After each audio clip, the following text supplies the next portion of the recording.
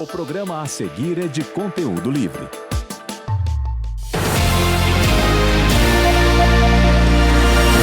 Começa agora o Jornal da Manhã Paraná.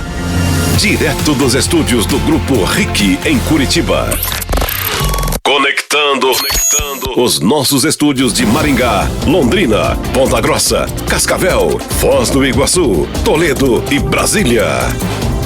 Bom dia, Paraná. Eu sou Thaís Camargo, esta é a Rede Jovem Pan. E como sempre, você fica bem informado pelas ondas das FMs do Grupo RIC, espalhadas pelos 4 cantos do Paraná. Quem quiser nos ver e ouvir pela live pode nos acompanhar acessando nosso canal no YouTube. É só procurar por Jovem Pan Grupo RIC.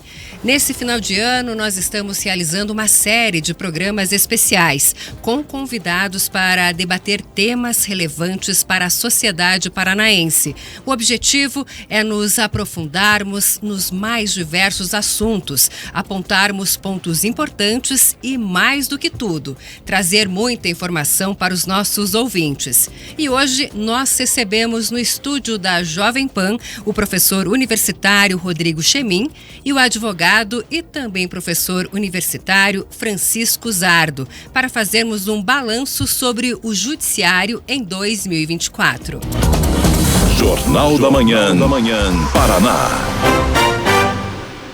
Ao longo de mais um ano, nós vimos o judiciário protagonizar ou participar de grandes discussões. O caso mais recente que a gente está acompanhando é o julgamento sobre a responsabilidade das plataformas digitais pelos conteúdos publicados pelos usuários. Já são 2 votos a favor dessa tese. Esse não deveria ser um tema a ser discutido pelo Congresso ou o Legislativo, mais uma vez, está sendo omisso? Muito bom dia, doutor Francisco Zardo. Bom dia, Thaís. É uma alegria estar aqui com você, com os ouvintes da Jovem Pan, especialmente na presença do professor Rodrigo Chemin, por quem tenho tanta admiração. Bom, em relação a esse tema das fake news, né, o Congresso Nacional chegou a avançar em um processo legislativo na Câmara dos Deputados. O relator era o deputado Orlando Silva. E na véspera da votação houve uma mobilização bastante grande e ele acabou sendo retirado de pauta. Então, penso sim que esse é um tema para o Legislativo.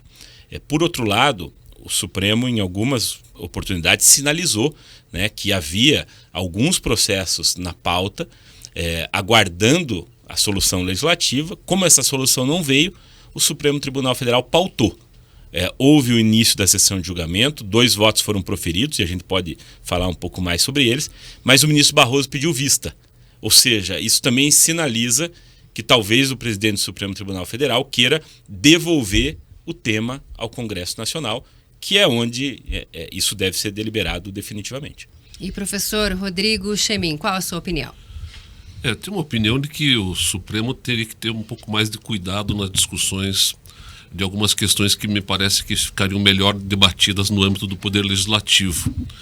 Claro que o Supremo, quando é provocado numa discussão de inconstitucionalidade, que é o caso, né, ele quer discutir se determinados dispositivos da lei já em vigor seriam constitucionais ou não, e se agarra nisso para avançar um pouco na regulamentação dos limites e da responsabilidade das redes sociais.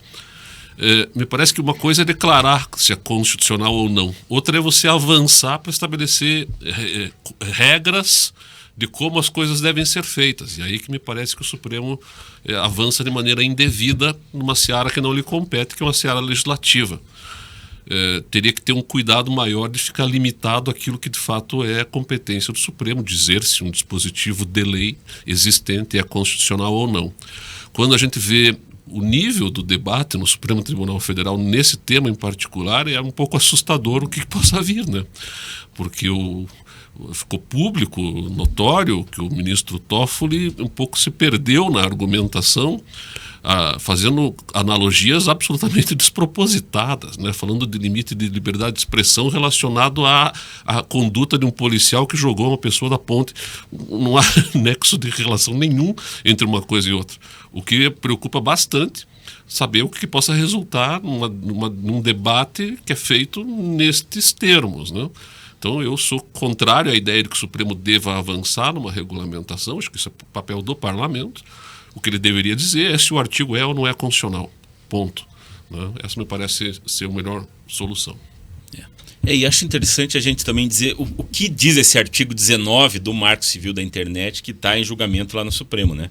O Marco Civil é uma lei de 2014, portanto uma lei de 10 anos, né? E nesse tema das redes sociais a velocidade da evolução é muito grande, então pode-se dizer que é uma lei relativamente antiga, né? E o que ele diz é que para assegurar a liberdade de expressão, as plataformas que divulgam o conteúdo não serão responsabilizadas pelo conteúdo, salvo se receberem uma ordem específica e não retirarem, né? Então a discussão é essa.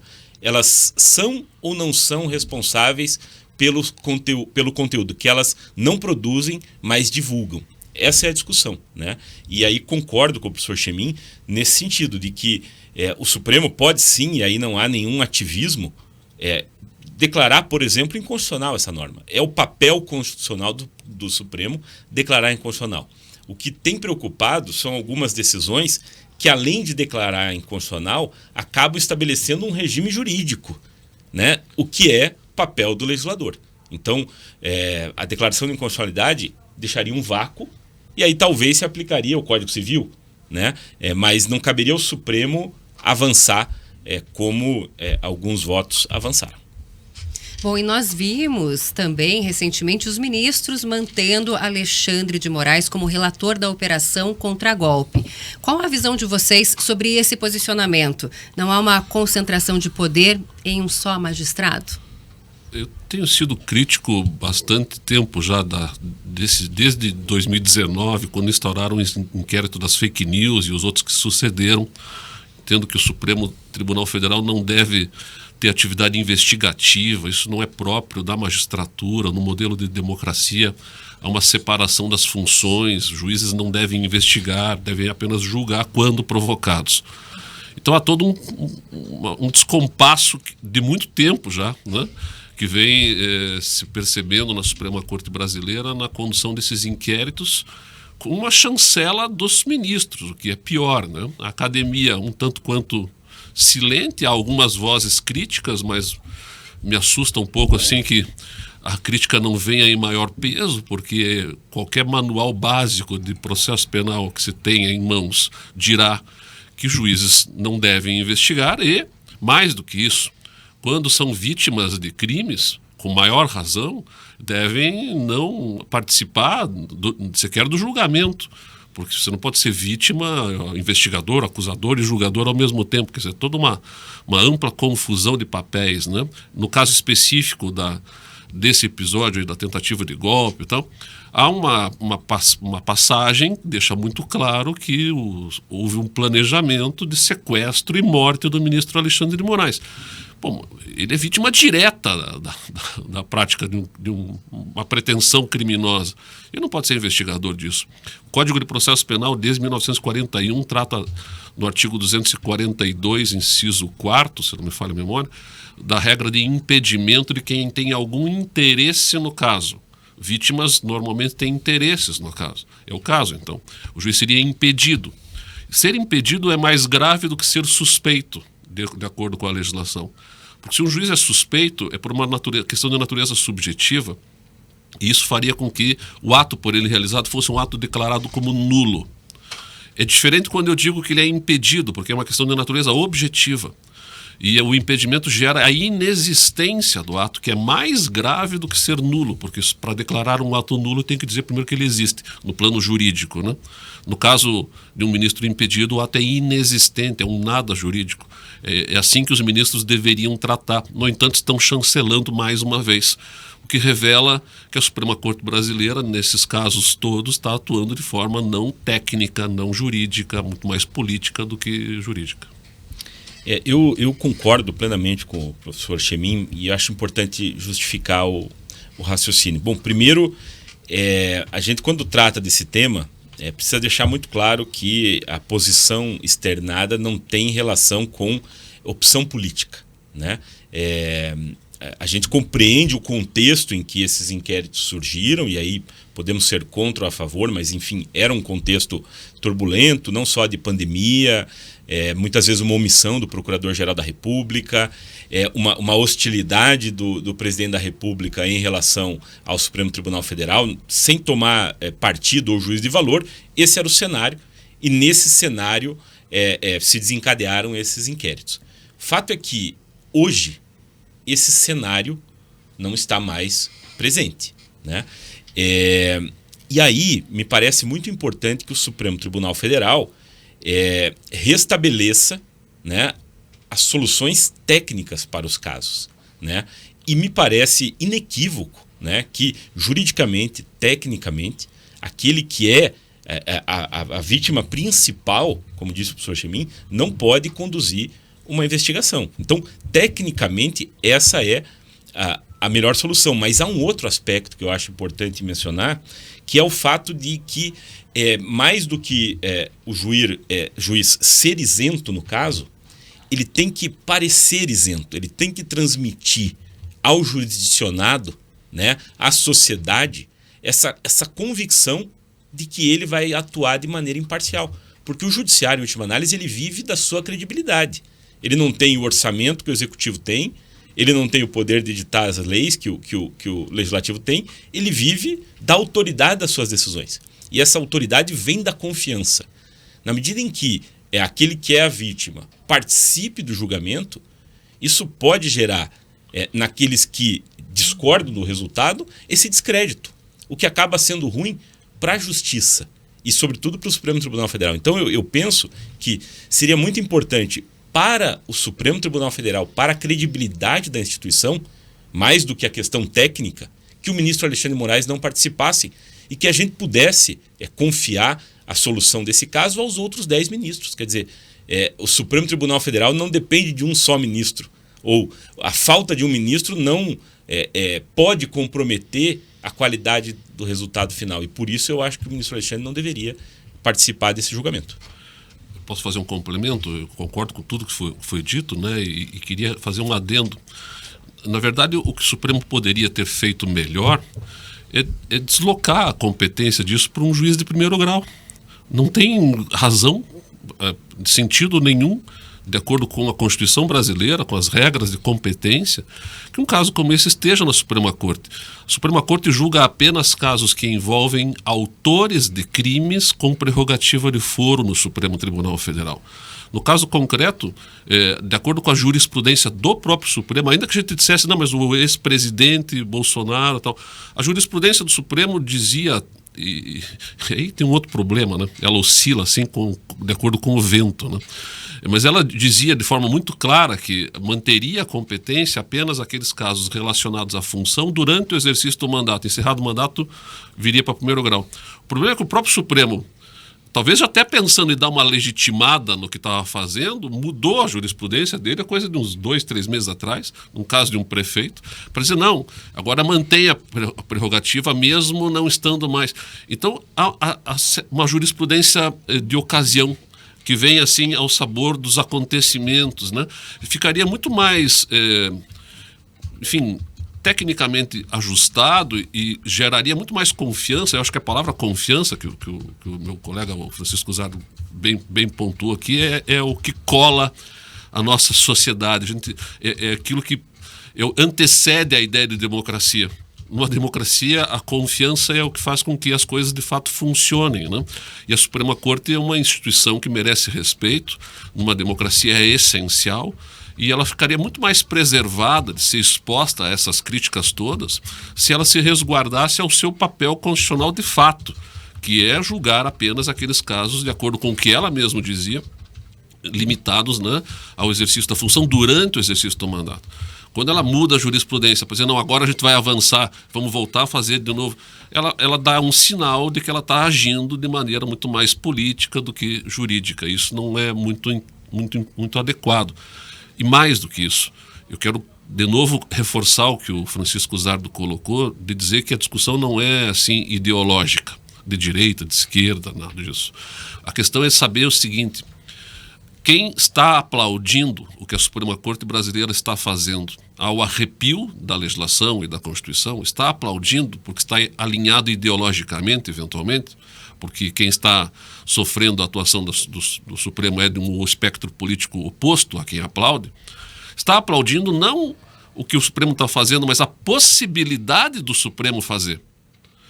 E isso é gravíssimo, porque se hoje as pessoas estão alinhadas ideologicamente e aplaudem, elas têm que saber que amanhã ou depois o vento pode virar, e se virar, teremos um precedente. E o precedente pode vir contra quem hoje aplaude. Porque se aplaudiu a possibilidade do Supremo fazer. E isso é gravíssimo. A gente teria que ter um cuidado de dizer, precisamos saber qual é o limite de atuação da Suprema Corte. Não interessa a ideologia, porque isso interessa a todos nós, não importa o espectro político que estejamos alinhados, de que numa democracia se preservem papéis e que não se avancem com exercícios de poderes sem muito controle. Democracia pressupõe controle. O exercício de poder pressupõe controle numa democracia. E o Supremo está um pouco sem controle, sem freio, sem autocrítica. Isso é muito ruim. E agora, como vocês avaliam o embate entre o Judiciário em relação às emendas parlamentares? O ministro Flávio Dino chegou a suspender o pagamento desses recursos. Foi uma decisão de interferência em outro poder? Olha, essa questão das emendas parlamentares, eu penso que elas, aproveitando o gancho que o professor Rodrigo Chemin trouxe em relação a controle, a minha impressão como cidadão e como, enfim, advogado, é de que isso estava sem controle dentro do parlamento. E aí era necessário que um agente externo tentasse estabelecer algum regramento, né? Só para a gente ter uma ideia do que a gente está falando, a perspectiva para o ano 2024 era os 50 bilhões de reais em emendas parlamentares, né? O orçamento de Curitiba é de 15 bilhões, então é o triplo do orçamento de uma das 5 maiores capitais do Brasil em emendas parlamentares, né? Sendo distribuída para os parlamentares, cuja função não é aplicar o orçamento, mas é legislar, para gastar de alguma maneira sem controle, dando margem a uma série de desvios, né? Então, eu penso que nesse caso, né, e aí não vou discutir nem as razões pelas quais o ministro Flávio Dino fez isso, né? Se é um alinhamento com o executivo, que, né, tudo isso é especulado, eu não vou entrar. Mas era necessário que o Supremo Tribunal Federal estabelecesse um freio nisso, e a ministra Rosa Weber já havia feito isso antes no voto, porque o recurso público ele tem que ser gasto segundo toda a legislação orçamentária que vigora há mais de 50 anos, e a gente não pode ter orçamento secreto ou recursos sendo gastos aleatoriamente pela vontade de um ou outro parlamentar, sem um planejamento, sem uma programação. Há toda uma legislação que trata do investimento público. Isso não pode ser violado pela vontade dos parlamentares ou por algum acordo circunstancial. Eu concordo em gênero, número e grau com o que foi dito, né? Dinheiro público pressupõe transparência, pressupõe controle de novo, né? Então, se nós estamos falando de dinheiro público, as emendas parlamentares elas tinham que estar vinculadas a um princípio maior que está na Constituição brasileira, no artigo 37 da Constituição, que norteia a administração pública brasileira, que é o princípio da transparência, da publicidade e da mecânica de controle. O que o Supremo fez, uma vez provocado, é estabelecer a necessidade de que isso seja observado. Nesse ponto, o Supremo acho que merece aplausos, né? Bom, e aproveitando esses casos de repercussão, que eu gostaria de abordar agora é sobre a percepção da população sobre o judiciário. Vimos alguns episódios de revolta nos últimos anos. É impressão minha ou deu uma amenizada no clima, doutor Chemin? De novo, tocamos no tema da confiança, né? Acho que isso oscila um pouco com o tempo, mas a questão fundamental é que a confiança que faz com que nós estejamos aqui. Veja, hoje nós combinamos de fazer uma entrevista e você confiou que eu viria aqui. E eu confiei que você estaria aqui, que o Francisco também viria, todos estaríamos aqui, né? E o ouvinte que liga a rádio para ouvir a rádio, ele confia que a rádio esteja funcionando. A confiança é o elo de ligação entre todos nós. Se isso se perde, perdemos todos, né? Em termos de melhoria no processo democrático. A nossa democracia ela é muito imatura ainda, né? A história da República Brasileira, ela oscila 20 anos de democracia, 20 anos de ditadura, 20 anos de democracia, 20 anos de ditadura militar. Estamos vivendo o período mais longevo de democracia da história brasileira, com idas e vindas, um processo de adaptação, de ajuste. O Estado democrático de direito é um princípio que funda a República Federativa do Brasil e por isso está no artigo 1º da Constituição brasileira. E isso pressupõe que você tenha condições de ter um Estado que atue atendendo a população e a população possa confiar que o Estado vai ter esse papel, de fato, de estar a serviço da população e não o contrário. Então, essa oscilação de confiabilidade, né, ela é própria da democracia, mas seria muito mais interessante para que nós consolidássemos o modelo democrático, né, que a população confiasse cada vez mais no Poder Judiciário. E eu acho que, de novo, aí exigiria que o Judiciário fizesse uma autocrítica e pusesse um freio de arrumação em tudo isso que foi feito, né? Há algumas justificativas para ter avançado mais, políticas, né, naquela ocasião, em 2019 para frente, com as quais eu até posso concordar no plano político, mas no plano jurídico eu acho que havia saída melhor, porque poderia ter feito a reação que teve observando a regra. Era uma falta de confiança da Suprema Corte nos juízes de primeiro grau, veja de novo, porque a competência era dos juízes de primeiro grau, e o Supremo, acho que não confiando nos juízes de primeiro grau, tomou para si uma função que não lhe compete. Então, acho que se há um olhar hoje mais esperançoso, não tenho muita segurança de que de fato isso esteja acontecendo, mas seria razoável que de fato pudéssemos avançar para um modelo dessa natureza. Bom, que há uma crise de confiança, isso é inegável, os dados, as pesquisas dizem isso. O que eu acho importante a gente segmentar entre o olhar que a população tem em relação ao Supremo Tribunal Federal, que é o órgão de cúpula e acaba tendo maior visibilidade, e o sistema de justiça como um todo, aí, que envolve talvez mais de 18 mil juízes de primeiro grau, Brasil afora, que todos os dias estão decidindo conflito das pessoas. Eu diria para vocês que eu confio, e o professor Chemin falou a justiça de primeiro grau, eu confio na justiça de primeiro grau, né? É um poder que funciona organizadamente, lógico, uns mais céleres, outros menos, mas há um comprometimento com o jurisdicionado, com a aplicação da lei, etc. E tal. Eu acho que a maior crise de confiança, né, que essa é a percepção da população, está justamente nos órgãos de cúpula, até em função de escândalos que tem havido também em relação a compras de sentença, etc. E tal, né? E aí cabe, penso eu, né, sobretudo ao Supremo Tribunal Federal, esse esforço para resgatar a confiança da população. O ministro Barroso disse em algumas entrevistas que o juiz não faz concurso para minha simpatia, né?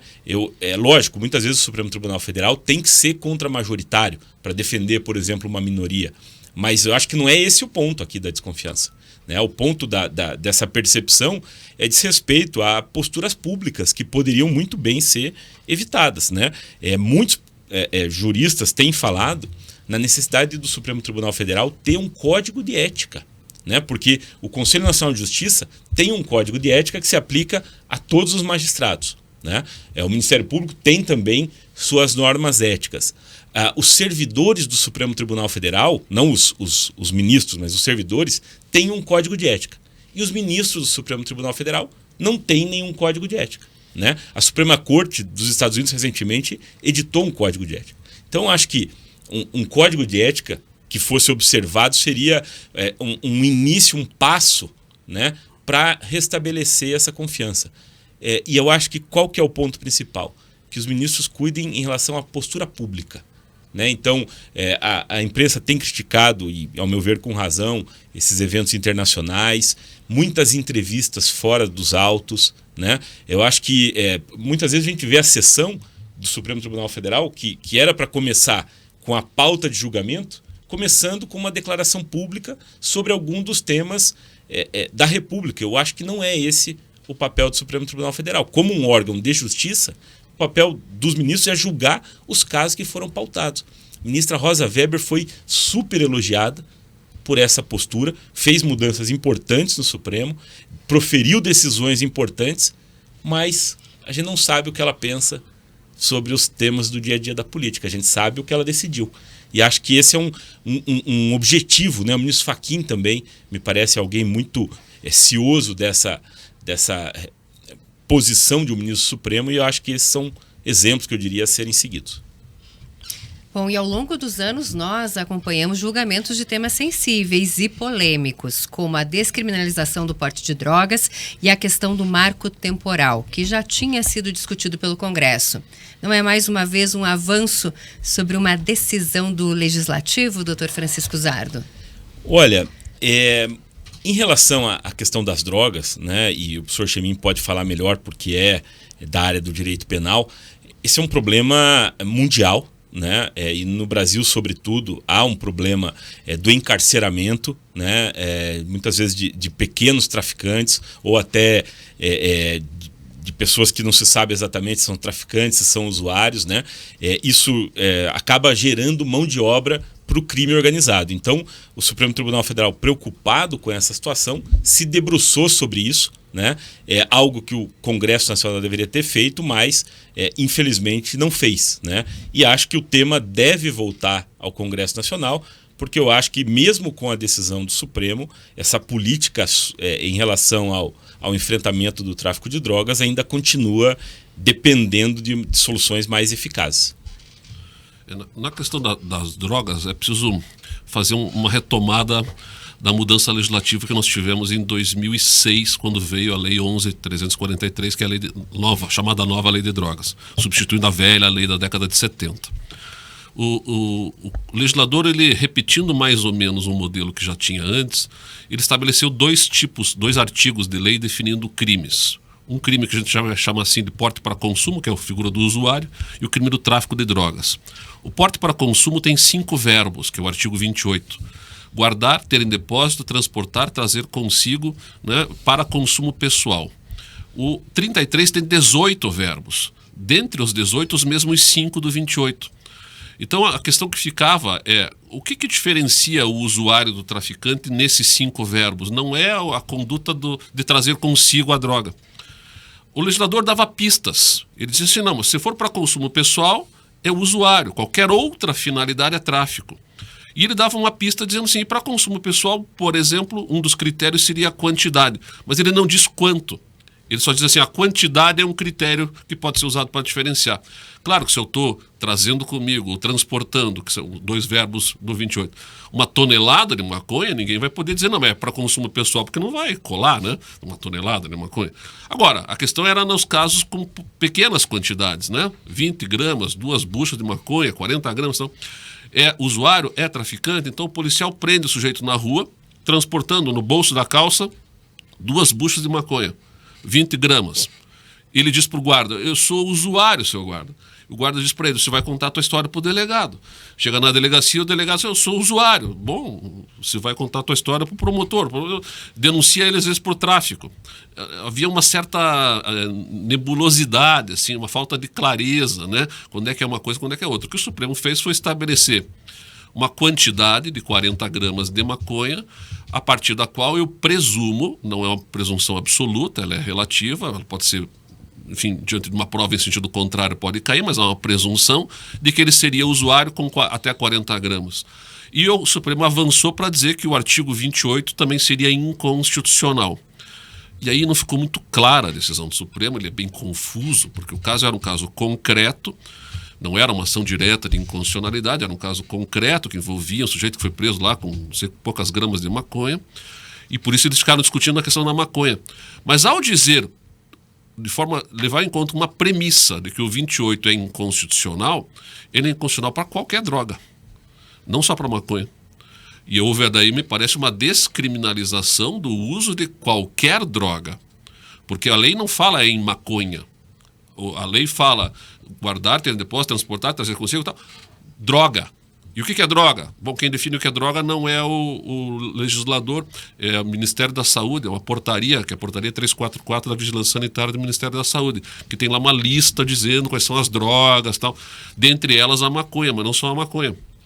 Ao dizer que o artigo 28 é inconstitucional para qualquer droga. O que ele não disse, o Supremo, e aí é o problema, quando ele quer avançar um pouco no regramento, dizer, 40 gramas de maconha, sim, mas e cocaína, quantas gramas? E o êxtase, quantas gramas?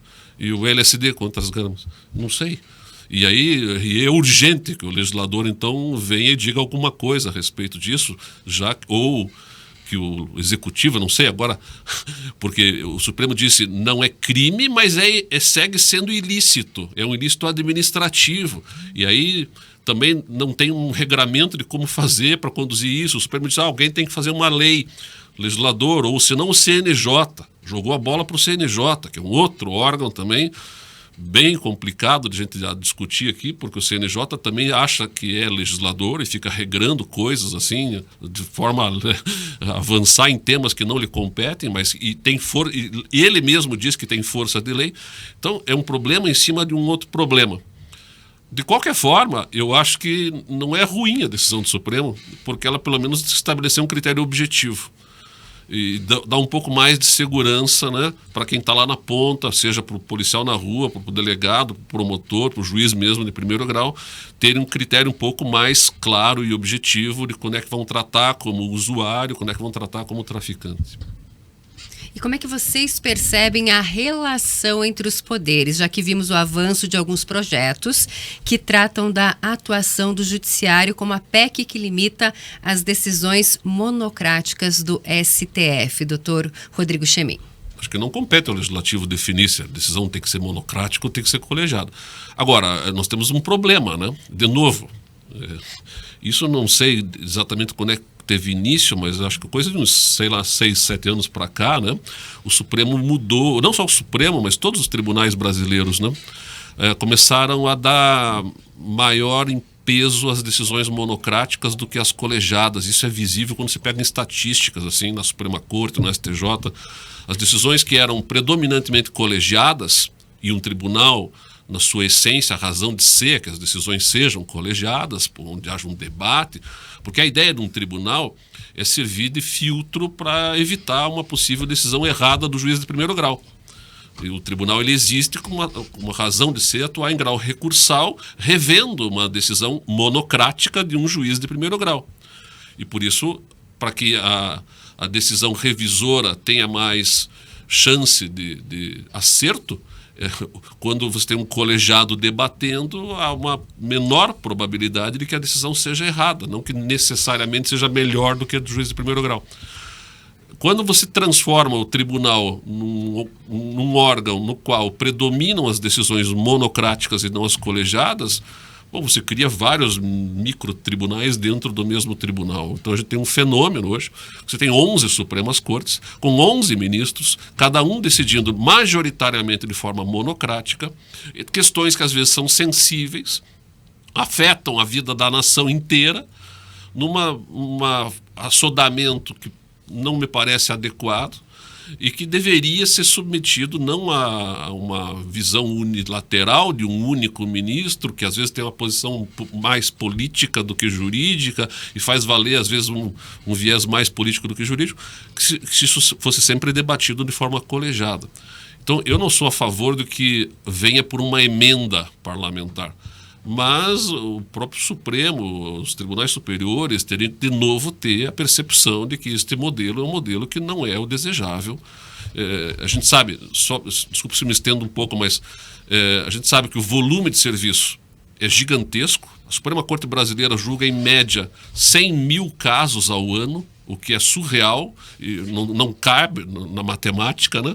Se você pegar quantos dias tem no ano, dias úteis, né? 254, 55 dias úteis no ano, 11 ministros, pega 100 mil casos, faz uma conta básica aí, né? Divide por 254, divide por 11 e vê se dá para humanamente julgar isso durante... Não dá, não fecha a conta. É diferente da Suprema Corte Americana, que julga 100 casos ao ano. Lá é de fato uma corte constitucional. Lá eles deliberam, este ano discutiremos 100 casos. Nós julgamos 100 mil casos. É uma coisa assim que absurda. E precisaria rever o próprio papel da Suprema Corte brasileira, né? E limpar todos esses penduricalhos, ficar investigando crime, competência originária, limpar tudo isso e transformar o Supremo naquilo que de fato ele deveria ser, aliás, para o que ele foi pensado lá na Constituinte em 87, 88, que era ser um modelo espelhado na Suprema Corte americana e que não deu muito certo, né? Ficou muito entupido de competências, e aí acabou que, para tentar dar uma vazão, deu preferência para as decisões monocráticas, gerando um reflexo no legislativo, que agora em reação, isso é muito ruim para a vida pública brasileira. Primeiro é interessante entender como essa questão da competência ela oscila, né? Eu me recordo que antes da prerrogativa de foro, né, só para falar de um dos temas que são da competência do Supremo, era inclusive para o ex-parlamentar, para o ex... E aí o Supremo revogou uma súmula dizendo que só quem estivesse no exercício do cargo, né? Então já limitando a competência e, consequentemente, o volume de processo. Mais recentemente, o professor Chemin mencionou, por iniciativa do ministro Barroso, o Supremo criou uma nova restrição dizendo, não, tem que estar no exercício do cargo e o fato tem que ser relacionado ao exercício da função. E até foi feito um estudo, isso reduziria algo em torno de 95% os processos de competência originária criminal do Supremo. Então, sempre no sentido de diminuir a competência e se tornar uma corte efetivamente constitucional, né? Diminuindo o volume de processo. E aí agora o Supremo vem e volta atrás nessa matéria de competência, com o voto do ministro Barroso, para reassumir uma competência. Ou seja, de novo o Supremo volta a absorver mais competência, se distanciando dessa corte com vocação constitucional. Então eu acho que esse volume de processos, né, que justificariam as monocráticas também é um pouco fruto desse apetite do Supremo Tribunal Federal por competência, né? E aí lembro um caso específico aqui em que em 2013 a Câmara dos Deputados e o Senado aprovaram uma proposta de emenda constitucional que criava os tribunais regionais federais, entre eles o Tribunal Regional Federal do Paraná, né? Isso, a PEC, a proposta de emenda constitucional, tem que passar por 3/5 da aprovação dos deputados e senadores em 2 turnos, quer dizer, algo bastante debatido e um quórum bastante expressivo. E o Parlamento, o Congresso Nacional, decidiu alterar a Constituição para prever a criação desses tribunais. Eis que, em janeiro, uma associação que sequer existe hoje provoca o Supremo Tribunal Federal numa ADI e o ministro Joaquim Barbosa, então presidente, suspende a vigência de uma proposta, de uma norma constitucional que criava esses tribunais. Isso foi em 2013 e até hoje essa PEC, essa emenda constitucional está suspensa por uma decisão monocrática dada num período de recesso por provocação de uma associação. Quer dizer, tem o sentido também, primeiro, né, do respeito ao outro poder que se debruçou sobre um tema e sobre a colegialidade. Quer dizer, quando a Constituição atribui o poder de declarar inconstitucional uma norma, ela atribui ao Supremo Tribunal Federal, formado por 11 ministros, né? Então, especialmente esse tipo de decisão, ela tem que ser tomada colegiada, não só para isso que o professor Chemin falou, de várias cabeças, né, pensando, e aí você formar uma vontade, mas também para ter um sentido de legitimidade da decisão. Porque não pode um ministro, por uma decisão, invalidar tudo que foi aprovado por 81 senadores e 530, não me recordo exatamente o número, de deputados, né, o número. Então, eu acho que essa PEC vem nesse sentido. E aí só, desculpa me estender, mas o Supremo já tem avançado, por exemplo, e isso foi na gestão da ministra Rosa, quando se estabeleceu que quando há um pedido de vista, ele tem o prazo de 90 dias úteis para retornar. Então já foi um avanço. É lógico que 90 dias úteis para um, depois o outro pode pedir vista, mais 90 dias, e no limite isso pode durar alguns anos. Mas já houve um limite, algo que antes não existia. O pessoal brincava, né? É o pedido a perder de vista, né? E em relação às decisões monocráticas, em regra, eles têm colocado, quando decide, já pauta no plenário virtual para ver a confirmação. Então, de alguma maneira, o Supremo já tem dado conta disso. Ainda assim, eu acho importante que venha do Legislativo essa sinalização e essa PEC, que já foi aprovada no Senado, está na Câmara, no sentido de dizer, decisão para declarar inconstitucional uma norma é decisão colegiada. se for monocrática em função da urgência, tem que ser colocada ou no plenário virtual ou no físico, mas ela tem que ser referendada num prazo curto, né? Eu acho que isso fortalece o Supremo, porque daí não é a decisão do ministro A ou B, é a decisão do Supremo, e diminui os ruídos, porque nós já vimos no passado recente, e aí falo especificamente, acho que da prisão do Renan Calheiros, o afastamento do cargo do Renan Calheiros pelo ministro Marco Aurélio, em que ele tomou uma decisão, o Congresso reagiu contra o Supremo, e o Supremo, preocupado com aquela reação, acabou afastando, se não me engano, a decisão do ministro Marco Aurélio. Ou seja, criou um desgaste que pode muitas vezes enfraquecer o ministro. Por isso é importante que esse tipo de decisão seja colegiado para o bem do próprio Supremo. Bom, e agora eu pergunto para vocês qual é o atual papel do Judiciário. É um poder conciliador ou ele realmente precisa atuar para frear algumas ações que podem vir a ser ilegais ou que coloquem em risco a democracia? Tem os dois papéis, eu acho, né? Cada vez mais se fomenta hoje um modelo de justiça de composição, né? Onde o judiciário faria uma ponte entre partes em conflito na tentativa de estabelecer, mediante uma negociação, uma solução para aquela questão, inclusive no âmbito penal. Desde a década de 90 nós temos espaços de negociação no âmbito penal, a tal ponto que com a reforma recente do pacote anticrime, que criou mais uma mecânica de acordo, que é o acordo de não persecução penal, nós temos hoje no Brasil, 95% dos crimes previstos em lei, das condutas que o legislador selecionou e catalogou como crime, a primeira resposta que o Estado dá não é punir, é negociar, é compor, é ajustar, seja pela transação penal, seja pela composição civil dos danos e a transação penal nos crimes cuja pena vai até 2 anos, o que dá mais ou menos 50% da legislação penal brasileira, seja pela suspensão condicional do processo, desde a década de 90 prevista, crimes com pena mínima 1 ano ou inferior a 1, o que dá mais 24%, para além daqueles, seja também no acordo de não persecução penal, que dá mais 20%. Na somatória, 94%, 95% dos crimes prevêem a possibilidade de você ter, então, uma negociação e não uma punição. Então, o Judiciário já tem uma política hoje bastante consistente, né? Fala-se em justiça restaurativa, fala-se, enfim, o Ministério Público também atua no sentido de ser mais resolutivo do que provocador do Judiciário, resolvendo questões com acordos extrajudiciais.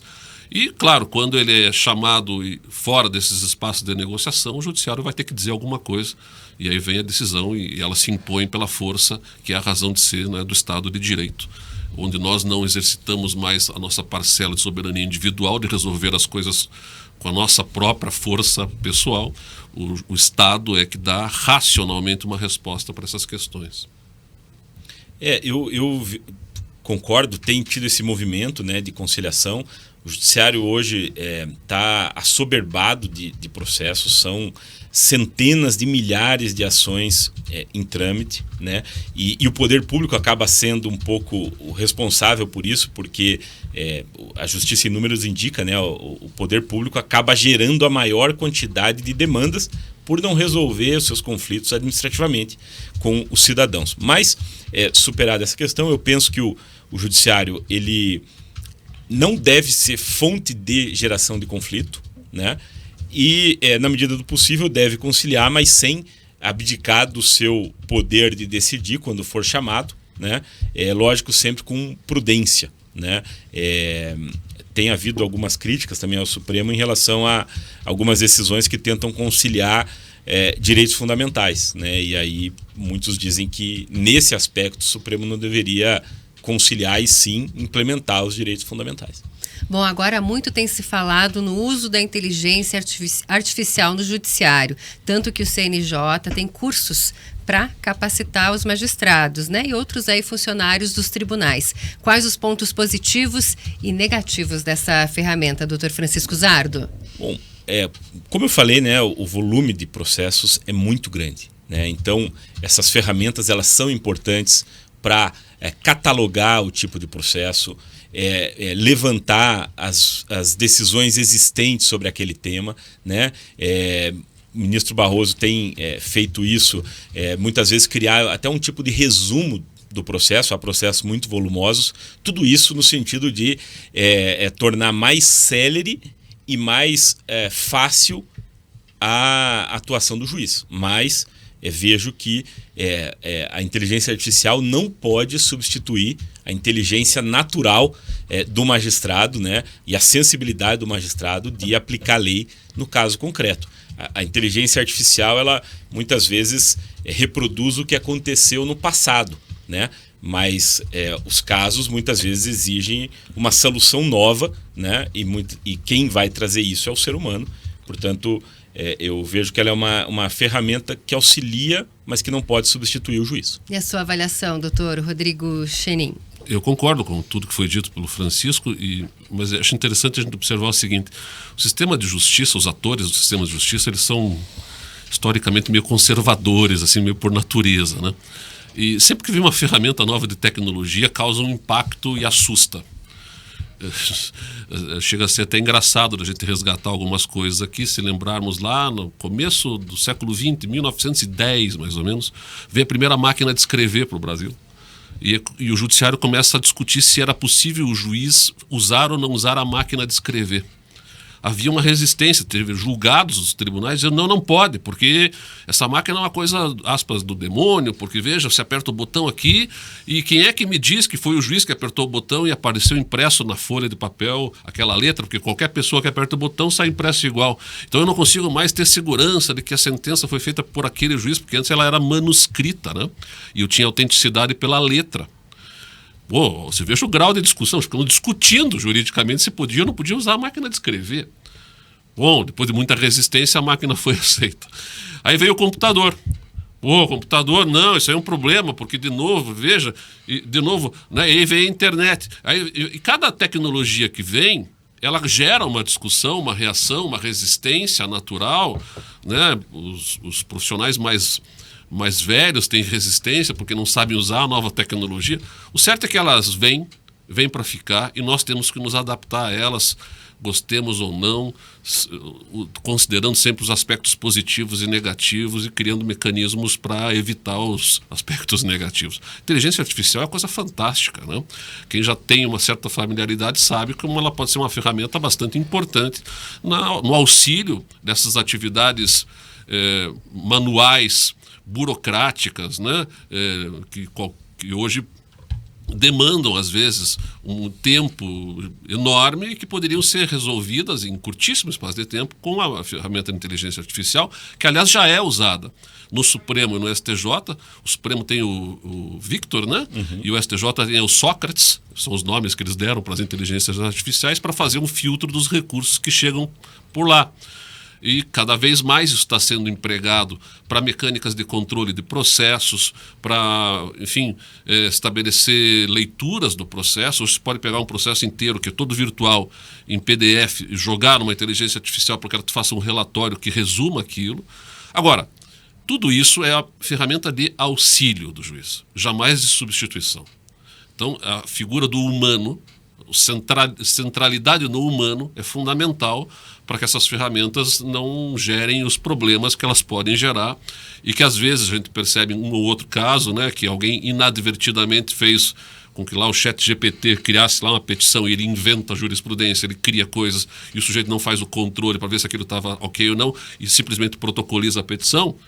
Bom, vai passar por mentiroso, por quem está falseando, né? Porque a inteligência ela gera coisas por iniciativa dela. Então, ela te ajuda sem abandonar a figura central do humano e do juiz que julga. É imprescindível que a gente não perca isso de norte. Bom, agora para a gente encerrar falando de futuro, o que podemos esperar para 2025? Infelizmente, mais do mesmo. Não vejo assim que o Supremo vá refluir naquilo que tem feito e gostaria de estar errado naquilo que estou prognosticando, né? Eu gostaria de esperar que no ano que se avizinha a gente possa ter um judiciário, o Supremo Tribunal Federal em particular, menos voltado para essas questões que não lhe competem juridicamente falando e voltando a ser uma corte mais técnica e menos política, com menos declarações públicas que antecipam votos, o que não é desejável, né? O Francisco falou num código de ética. Nós temos a Lei Orgânica da Magistratura Nacional, que, se fosse observada pelos ministros, já seria um ganho de qualidade gigantesco, porque ela proíbe que um juiz se pronuncie em público sobre um tema que será objeto de uma apreciação como juiz. E, no entanto, é o que a gente vê os ministros fazerem diuturnamente. Ir a público e dar entrevistas antecipando mérito de questões que serão levadas ao Supremo Tribunal Federal. E isso não é adequado, né? Porque isso quebra a ideia de imparcialidade. Então, gostaríamos de ver um Supremo Tribunal Federal em 2025 menos envolvido nessas questões e mais preocupado com a segurança jurídica. Menos oscilante na sua jurisprudência, com mais qualidade técnica, menos ingerência política. Isso seria o desejável. Agora, eu não sou muito otimista, não. Eu acho que eles gostaram do poder, estão nadando de braçada e não sabem meio como frear isso, tanto que estão chancelando agora, né, no final do ano, a relatoria do ministro Alexandre de Moraes. Isso revela que não tem assim, a pretensão de fazer autocrítica. Com todo respeito aos ministros, que merecem respeito. A Suprema Corte merece ser respeitada como instituição. Ninguém aqui é crítico à ideia de uma importância do papel do Poder Judiciário e da Suprema Corte brasileira. Mas se eles estão preocupados assim tanto com a democracia, volto a insistir, democracia pressupõe controle, exercício de poder. O velho Montesquieu, já lá no espírito das leis, já falava, iluminista, né? Francês, já dizia lá, ser humano com poder sem controle tende a abusar. A Suprema Corte brasileira está um pouco sem controle. Naturalmente, ela já é uma corte sem controle, porque ela é a última instância. Seria importante que os ministros tivessem consciência de que eles têm que fazer um freio de arrumação nisso tudo para que tenhamos um futuro próximo com uma democracia mais consolidada, sem dar ferramentas até aos críticos da Suprema Corte, porque toda vez que eles avançam, né, eles dão ferramentas para serem legitimamente criticados. E aí isso enfraquece a democracia e não reforça. A minha posição é um pouco essa, assim, eu espero, né, de maneira realista e esperançosa, como dizia o Ariano Suassuna, que os julgadores e, sobretudo, o Supremo entendam que essa postura, né, mais contida é positiva para eles, né? Eu acho que talvez isso possa gerar aí uma mudança de postura. Mas falando em duas notas pessoais, aí, até porque estamos aqui na Jovem Pan Curitiba, eu aponto que no ano que vem, lá por setembro, o ministro Luiz Edson Fachin vai assumir a presidência do Supremo Tribunal Federal, né? E ele, a trajetória dele no Supremo sempre muito discreta, como eu já mencionei aqui, acredito que isso possa se revelar no exercício da presidência dele. Então tenho esse otimismo, né? E também aqui no plano local, com a assunção da primeira mulher desembargadora Lídia Maigima, aí com 40 anos de carreira, já foi vice-presidente. Então também tenho essa expectativa positiva em relação à atuação dela, que sempre foi uma magistrada muito séria e acho que vai fazer um bom papel. E o programa especial sobre o balanço do judiciário termina aqui. Agradeço a presença dos nossos entrevistados, professor Rodrigo Chemin, professor Francisco Zardo, e a gente se encontra numa próxima oportunidade. Obrigada pela audiência e continue conosco nas ondas da Jovem Pan FM. Um ótimo dia para você. Grupo RIC, jornalismo de resultados.